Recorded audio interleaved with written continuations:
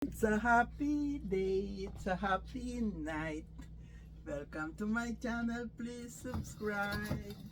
Akala nyo nakalimutan ko na kayo Sobra na tamad-tamaran ko. Subscribe po, thank you sa aking mga subscribers. Nagawa po ako ng ube pancake. Ayan siya, kulay siya ube. Ewan ko kung kita nyo. Nakaisa na po ako. Siguro dadalawahin ko.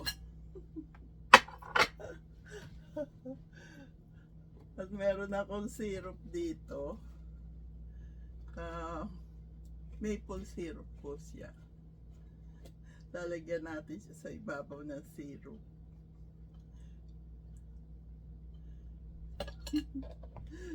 Natutuwa po ako sa inyo, mga followers ko. Pinanonood nyo pa rin yung aking mga video. Meron po tayong coffee. Gusto ko malibang kayo. Ako nalilibang po, mas relax ako ngayon sa bago kong trabaho. Walang maraming do this, do that, wala. In-empty ko nga lang dishwasher nila. No, that's not your job. Your job here is just the baby, sabi ko. I don't have anything to do. I just don't wanna sit and watch the baby. I'm watching the baby because the baby's crib, the foldable sleeping crib is, it's just there. Even if I am in the kitchen, I can see her. I'm in their living room, I can see her. I don't go far away from the baby when the baby is sleeping.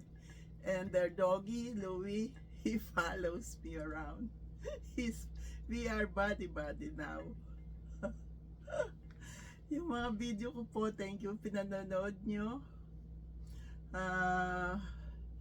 Malaking pasalamat ko po sa nakaalis na ako doon sa dati kong trabaho kasi talagang sobra po ang hirap ko doon.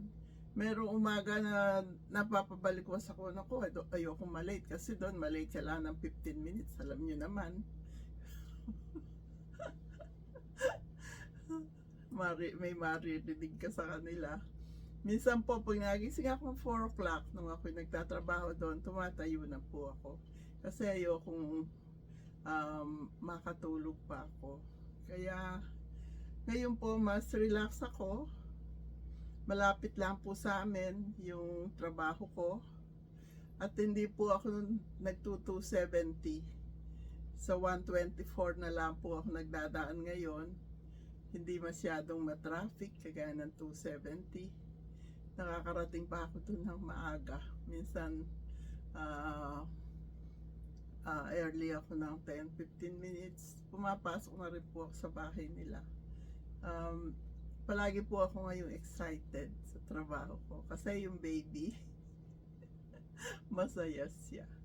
Yung parents masaya sila sa video, binibideo ko yung baby.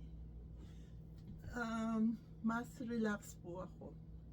Hindi ako aligaga kagaya nung dati.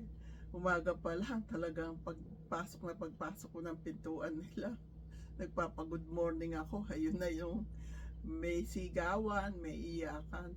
Nakaka-stress po. Kaya ako yung mas relax ngayon. Mas gusto ko ang ginagawa ko. Ako naman ay certified baby nurse. Kaya expert ako pagdating sa baby. At ako ay daycare provider, certified din dito sa county na ito. Masaya po ako. Masaya. Sinasanay ko pa po yung sarili kong mag-relax. Kasi dati talagang go non-stop. Hindi ako nakaka-relax noon. Totoo po yan. Lalo na pag nandun yung tigalinis nila sa Eximina, lahat ng bed sheets, malalaking bed sheets, Mabigat po, malalaki, kinakaya ko. Basta kaya ng normal na tao, kaya ko din po. Kaya, mas okay po ako ngayon. Hindi, kasi dati palagi po ako ninenervyos. Baka malate ako. Yung pagsundo sa school, malate lang ako ng 5 minutes. Masyadong big deal po yun. Pinabayaan mo yung anak ko doon. Hindi ka dumating sa oras. Ganun po. What are you doing? You let my child there be alone. You are late 5 minutes. 5 minutes lang po yun, ha. Hindi ako pwedeng malate kahit sa umaga. Sasabihin sa akin, you are supposed to make plans so that you can arrive here on time.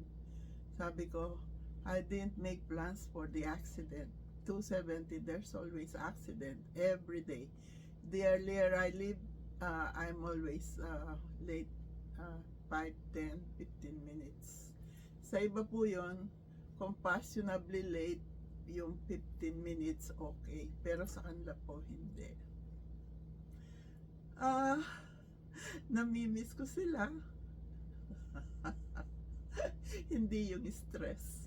Hindi ko po namimiss yun. Mas okay po ako ngayon. Yung trabaho ko ngayon, talagang sasabihin pa, you take a nap while she's taking a nap. Hindi ako ganun. Gusto ko palagi ako may ginagawa. Nakita ko yung mga damit ng baby, kailangan tiklupin. Siyempre, trabaho ko yun, tiniklop ko. Talagang nagpa-thank you po sila. Ganun ako. Itong huli, yung inalisan ko, hindi ko po kaya yung 12 hours. Yun lang 8 hours, sabi ko 10 okay, pero 12 no. Kaya naghiwalay naman po kami ng maayos. Binigyan ko silang 1 week. Tsaka matagal na silang nag-i-interview. Alam ko yun. Ang sabi nila, kukuha sila ng live-in para magkatulong kami. Tapos itong huli, sabi nila, hindi na kukuha dahil kaya ko naman daw. Kaya. Pagdating ko dito sa amin, kakain lang ako. Nandun na ako sa recliner. Fast out ako. Sabi ni Ron. Kaya si Ron, bago ako umupo sa recliner, please don't disturb me. Don't talk to me.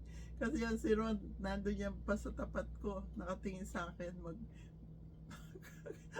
antok na antok ako sa pagod. Mag-umpisa yung magkwento, makikinig ako, tapos no, nakakatulugan ko siya siguro, kwento pa rin ang kwento.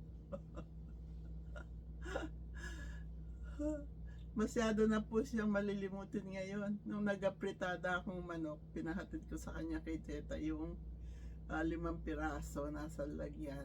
Nakarating naman. Tapos si Tita pala, inabutan siya ng minudo.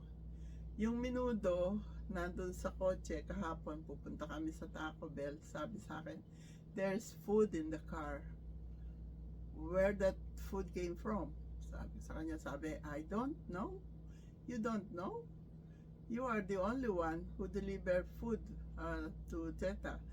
Did she give you that food? I don't know. Why is it you don't know, honey? Tinawagan ko si Teta, sabi niya sa akin galing yan, ate. Sabi pa nga niya, exchange. Hindi niya po natandaan. Hindi niya alam kung saan galing yung food na yon. Siyempre ako, kung hindi ko alam, ba't ko kakainin? Kaya tinawagan ko si Teta, binerify ko sa kanya. Sabi niya sa kanya galing. Talagang marami na po siyang nakakalimutan. Gusto niya, siya nagdadrive, pero minsan di niya alam kung saan pupunta. Pagka tinuturuan ko, ayaw niya. Sabi ko, okay, if you will get lost, we'll get lost together. You don't wanna listen to me, so fine.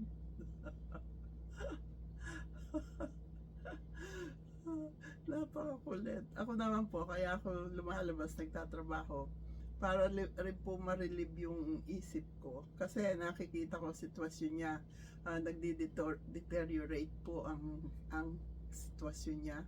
Marami na siyang nakakalimutan. Eh, nung na-delete po lahat ng memory niya, ako ang nag-iisang taong hindi niya nakalimutan. Yung kapatid niya dumalaw sa kanya sa ospital, hindi niya kilala. Si Monsignor Balbago na talagang sanggan dikit sila, hindi niya kilala. Ako po tinawagan niyan 25 times. Nasa trabaho ako.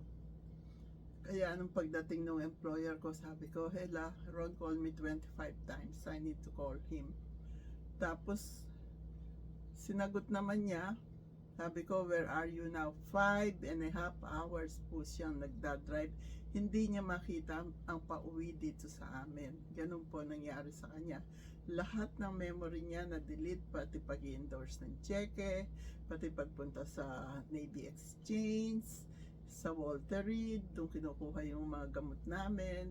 Hindi po niya alam lahat yun. Tinulungan ko siyang maibalik lahat yun. Kaya, ganun pong sitwasyon namin ngayon. Gusto ni Edison, iuwi siya sa Pilipinas. Ayaw naman yung mga kapatid niya, ayaw din niya. Kaya hindi ko po siya mapilit. Kung ano lang yung gusto niya, yun na lang ayun ang ginagawa ko. Masaya naman po siya. Kahapon, nag-Taco Bell kami.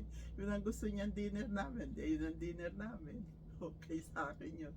Pero yung anak ko si Russell, nung bagong dating sila rito, pag Taco Bell ang dinner, naluluha siya. Sabi, May, maghapon ako nagtrabaho.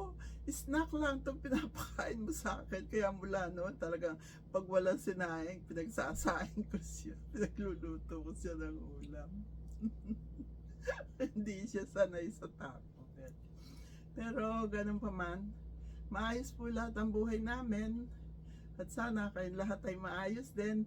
Enjoy niyo yung aking mga video until i-announce ko kung kailan po tayo magla-live. Okay po? At lahat po nararausan natin. Lahat. Si God po ang in-charge sa atin, hindi tayo. Okay po? God bless us all. Thank you, thank you. You're so very kind to us. Thank you. Kain po tayo ng ube pancake. Purple yam pancake. I love you all. God bless us all.